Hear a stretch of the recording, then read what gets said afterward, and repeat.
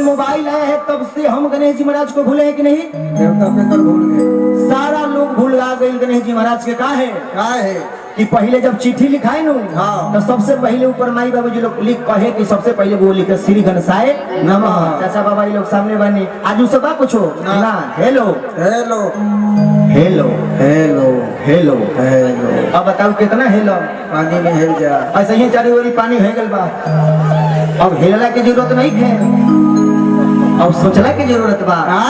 सरकार ए चलते गणेश जी महाराज के बिसारे के नहीं थे और बाबा के दरबार में जाके कहीं ननकी लिखवा सब कहत रे कि या बाबा बाबू भाई लइकावा सब खेसरिया के भक्त बा। जितना जो उम्र दराज लोग बा उ लोग भरत शर्मा के पहले माने जय हो, लेकिन है ननकी लिखवा सब प्रमोद प्रेमी के माने ले, अवधेश प्रेमी के। हाँ अवधेश प्रेमी के गजल सुनेला। अवधेश प्रेमी के कहाँ गजल को मर दे खेसारी के ख्याल। अरे वाह इहो लोग गिफ्ट भी कलाकार के नाम गुप्त पुरस्कार मिलबा, गुप्त दान मिलबा, दरबार में पद प्रतिष्ठा बन रहे, माता जी के दया दृष्टि बन रही है, भगवान से बारंबार गिनती बन रही। बोली दुर्गा मैया की जय। काहे कि इस जमाना के दौर से बा बरले बा अगर भजन गावे वाला के बा तो आदमी के ज्यादा स्टार पब्लिसिटी ना मिले। हमनी जागरण के कलाकार हैं, हाँ भक्ति में प्रोग्राम दिले तो लोग आज जन्म मिले होखम की कोई गौरी शंकर नाम के चीज बा, कोई माँ भारती नाम के कोई सिंगर बा, लेकिन अवधेश प्रेमी के सारा लोग जाने के छेनिए के बेरा से छेनिए के बेरा से छेनिए ले आएला कितना कलाकार के काट के धर देले। छेनी के तो काम बा मर्द लोहा काटे के, फराक वाली पियर फराक लोग पहनाई बन कर दिले। भैया अपने आप आवाज इसका कम ज्यादा थोड़ा इसको देखिए, सलेंसर वाली। हाँ सलेंसर वाली भैया तोहरा बात तो तोनी से ज्यादा हम थोड़ी ना जाना। भैया पार्ले जी भी दलबूट वाला भी गीत गोयल रहे, कोको कोला वाला गीत आ गइल। मार्केट में सरकार कैसन कैसन गीत आ गइल जे कल्पना ना कर सकेले हमनी का, जे हमनी के माई बहन के सामने गा न सकीले, बजा न सकीले, अपने आप के शर्म होला, गलानी होला मन में कि काहे खातिर भोजपुरी बा लोग बदनाम कर देले। पहले श्रद्धा सिंह के गीत बजे, भरत शर्मा के गीत बजे, सरकार कहीं परिवार के सामने बैठ के सुन ली। पहले के दुगोला हो कि विजेंद्र गिरी, रामशंकर यादव, इन लोग के दुगोला होके पूरा परिवार लोग बैठ के सुने। आजकल अरविंद सिंह अभियंता जी लोग, बहुत लोग, कमलबास कोई लोग के दुगोला होके माई बहन लोग सुनी ना। संगीत बदनाम हो गए सरकार चलते। अब हमनी के माई से यह मनाएम कि हमनी के धरती के फिर से पहले जैसन कदम आई।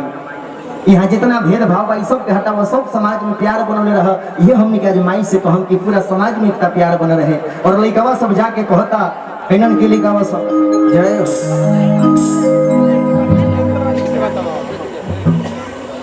लइकावा सब जाके गणेश जी महाराज के आजकल पहला अपना भाव में कि पैया के छोया में रखिए गणेश जी जय हो, अब पूजा करिले निर्भय हो। ए बाबा की रउओ के जय हो, रउआ पपो के जय हो, इनकरो के जय हो, इनकरा बाबुओं के जय हो, बाबुओं के जय हो। के कर ले बा लइकावा एक बार में कहले कि रउए के गो ना, रउओ के जय हो, रउओ माइयों के जय हो। इहो बात पापा के बतल माइयों पर चल गई, बाबा के पर बाबा के दाई के। हाँ पहले बाबू के बात भाई हाँ कि रउओ के जय हो, रउआ पप्पो के जय। पहले के जमाना में लोग अपने बाबू के बाबुए कहे, जब जमाना आगे बढ़ल तब पापा हो गई, और से जब शिक्षा आगे बढ़ल तब पापा जी जी। आजकल है ननकी लइका सब सीबीएसई बोर्ड में पढ़ के आई तो वही जाना तनी का हाउ मॉम हाउ डैड, डैड माने लास्ट खत्म, बाप बारह वही तक, बाप बारह लेकिन मरले दाखिल बारह। विशेष तो बात माने के नहीं खेती अगर एगो हाफ लेवल तो बिना फूल के हमरा कोई उपाय न ले। ये चलते लइका सब आजकल के कहता कि पैया के छोया में रखिए गणेश जी, अब पूजा करिले निर्भय हो। आ बाबा हो आ की रउओ के जय हो, रउआ पप्पो के जय हो, रउओ के जय हो, रउआ पप्पो के जय हो, पैया में रखिए गणेश जी, पैया में रखिए गणेश जी, पूजा करिले निर्भय हो।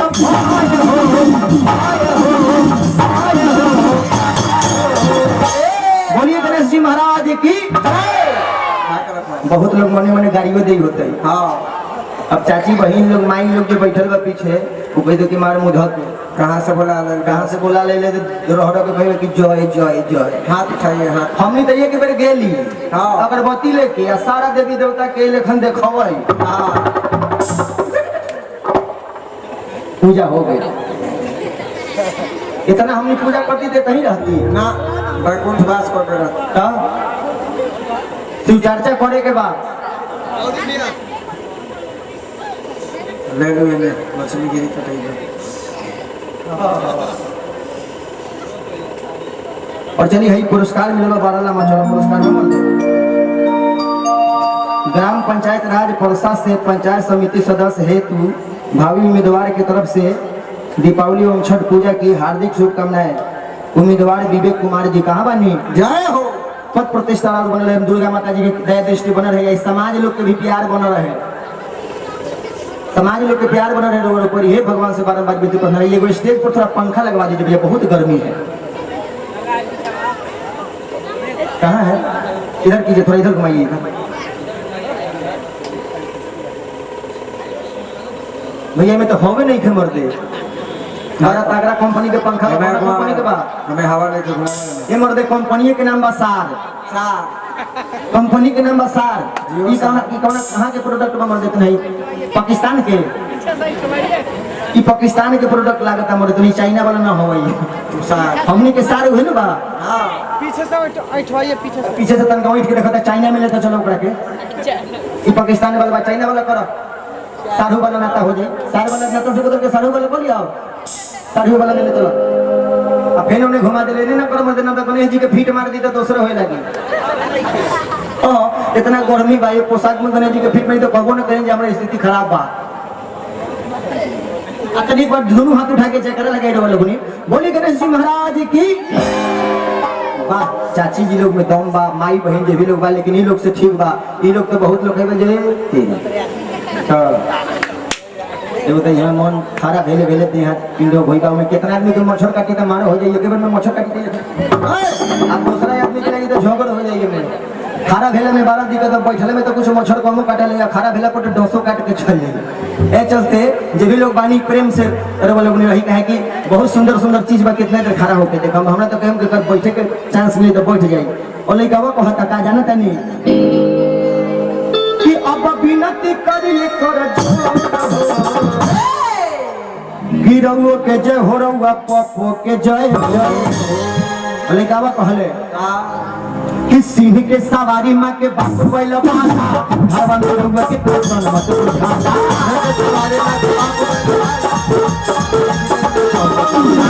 सिंह के सवारी माँ के बाप बैल बाला भवन रउआ के तो मत उठाला।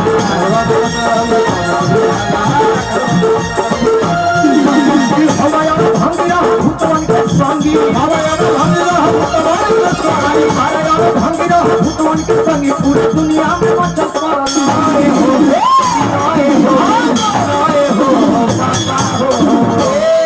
लइकावा कहले कि रउआ के जय हो रउआ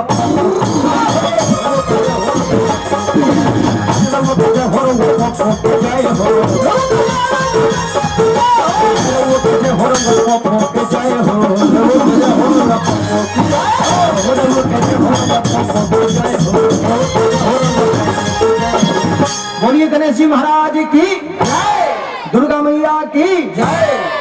इन्हें सर हेलो हेलो हेलो हेलो का भैया कुछ ज्यादा इंजीनियर लोग हो गए का बोलो हाथे लागे है ना। बेसी इंजीनियर जहाँ हो जाए कंपनी के विनाश से बाद ज्यादा इंजीनियर अगर हो गए 4 गो के वैकेंसी बा, अगर जबरदस्ती कम पेमेंट पर अगर 8 गो चल गए तो कंपनी के बोझे के विनाश हो जाए के बाद अपन अपन दिमाग लगाई, चाइना वाला चीज लगा दियो में गड़बड़ हो जाए। ए चलते दरबार में आई बनी तो गणेश जी महाराज के साथ अब सेवा भइल। अब आई बहुत गर्मी बा, गणेश जी महाराज के लिए जाओ ले जाओ ना तो ठीक मार दी यही तो गारंटी नहीं थे। ब्याज तो बेचैने बा।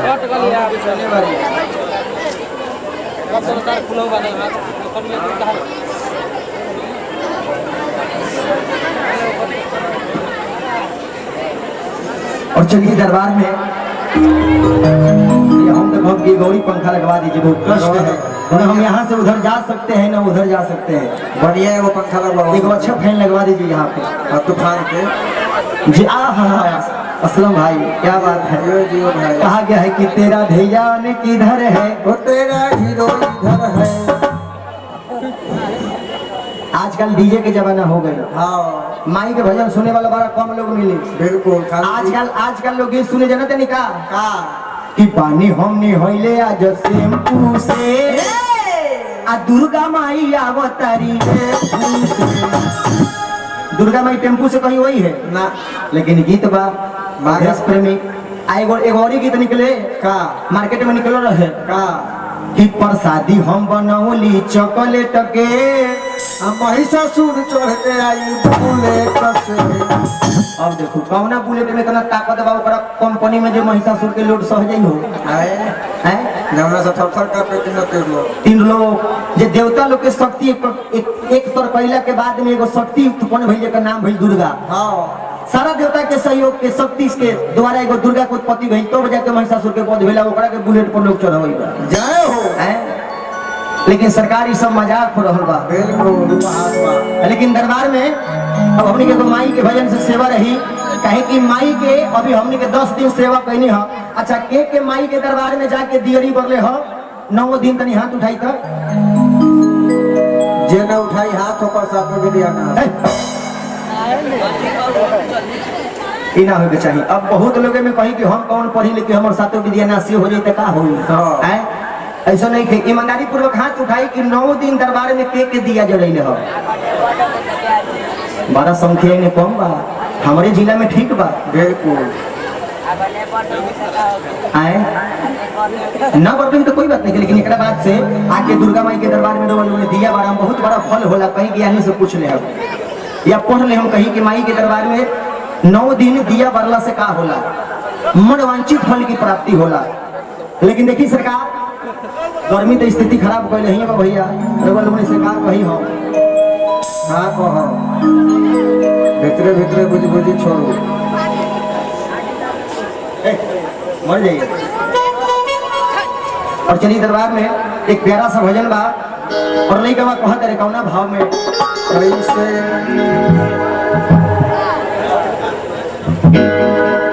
और नहीं कहा जाके माई के दरबार में कहत रे कि जगदम्बा घर में दिया रे अरे बार वैली हो कि मैया जी के यादती अरे मैया जी के यादती अवतार वैली हो कि जगदम्बा घर में दियारा बार वैली हो कि जगदम्बा घर में दियारा जे हाथ उठाई जे दियरा बरले बसे हो जे दियरी न बरले बसे हो सब लोग हाथ उठा के एक बार जयकारा लगा ली माई खातिर काहे कि माई के आज विदाई हो गई। वाह बड़ी दुख होखेला। हाँ कोई ना चाहेला कि हमनी के नजर से हमनी के माई दूर हो जाए। कहा गया है कि एगो मुन्ना सिंह के एगो गीत रहे कि जे अभागा बा ओकरा घर में माई नहीं थे मालूम चाचा हैं। अब बताई हमनी कौना साहस के साथ माई की विदाई करी परहेज केहू के काम ना करे लेकिन माई के हमने के विदाई करे के पड़ेला काहे कि रीति हम और लइका को हतरे कि जगदम्बा घर में दियारा पार वैली हो जगदम्बा घर में दियारा पार वैली हो जगदम्बा घर में दियारा पार वैली हो जगदम्बा घर में दियारा पार वैली हो मैया जी के यारती मैया जी के यारती उतार वैली हो तारन घर में दियारा पार वैली हो तारन घर में दियारा पार वैली हो जगदम्बा घर में दियारा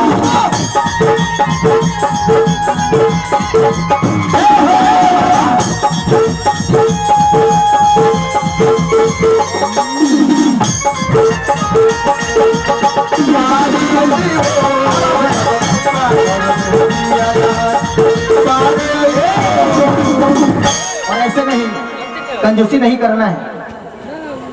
ताली बजाते हुए ताली बजाने से जानते हैं क्या कुछ फायदा होता है शरीर के लिए? ताली बजाने से डायबिटीज कम होता है, शुगर का रोग नहीं होगा, अगर है तो ठीक भी हो जाएगा। हाँ, और एक फायदा क्या कि बीपी नहीं बढ़ेगा। ये सब व्यायाम है। रामदेव बाबा कहते हैं ना टीवी पर आकर के कि व्यायाम कीजिए स्वस्थ रहिएगा। 20 मिनट सवेरे का व्यायाम, 24 घंटा के लिए ताजगी।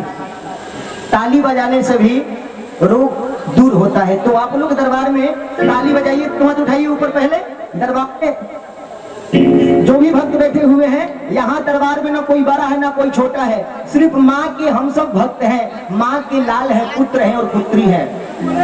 आप लोग भी दोनों हाथ उठाइए, थोड़ा ताली बजाइएगा। माँ का प्यारा भजन है नवरात्रि के लिए। मुस्तफा अंसारी जी आइए, उनके तरफ से मुखिया के जो प्रत्याशी, उनके तरफ से 201 रुपए का चढ़ावा माता के दरबार में प्राप्त हुआ है। पद प्रतिष्ठा बनी रहे, माता जी की दया दृष्टि बनी रहे, वो मालिक परवरदिगार की दया दृष्टि बनी रहे, सदैव मंगलमय की बरसात होते रहे, सदैव उनकी मनोकामना माँ पूर्ण करे, यही मैं माँ से कामना कर रहा हूँ। और दोनों हाथ उठाइए, ऊपर उठाइए, दोनों डर उठाइए। जय हो।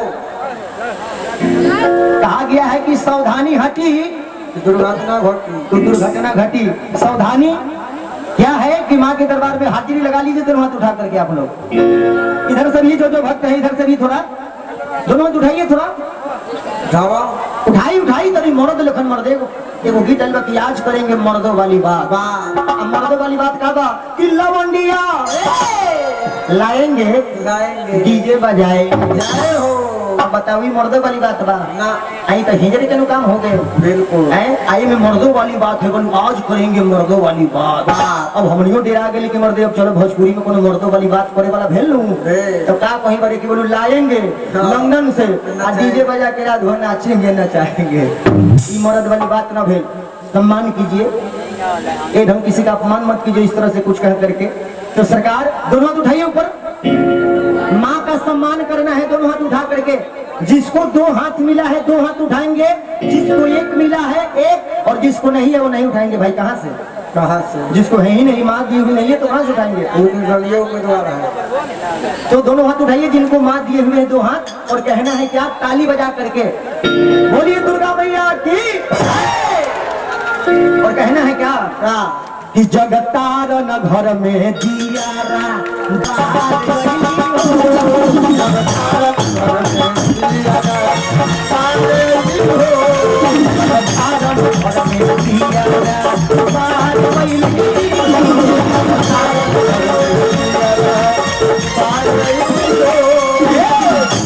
ने सुराही गंगा जल पानी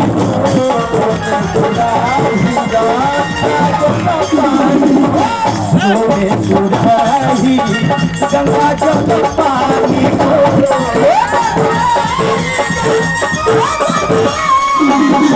मैया के चरण हाथ पैली। बोलिए सच्चे दरबार की मैया के चरण पखार ऐली हो। माई के चरण धो के भक्त कहता नवरात्रि में कि ये माई कि मैया के चरण की पखार वैली हो। और ताली बजाना है इस गाना भर कम से कम। माँ का बहुत ही प्यारा भजन है, तो ताली बजाते हुए कहना है क्या कि जगतार न घर में दिया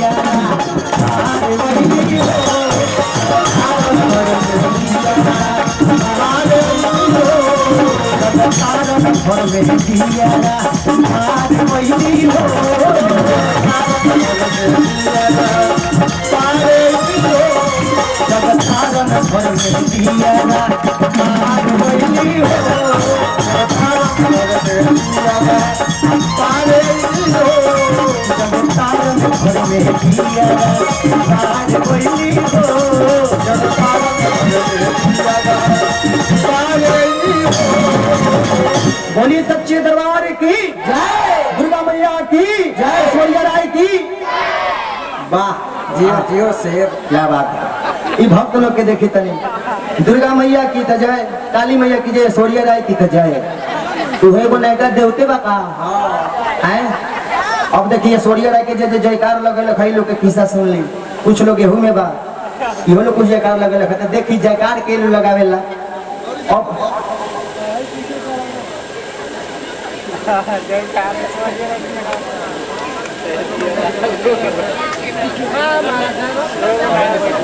तुझे तो फैन लगी हमें लगी कहाँ निकल गया और आइए दुर्गा टेंट हाउस की तरफ से 51 का अरदास आया है माता जी के दरबार में। बोलिए सच्चे दरबार की।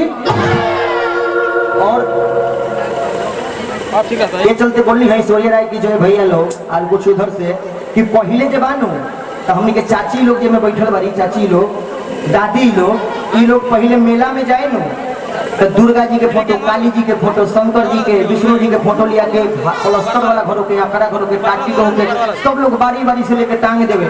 और रोज सवेरे शाम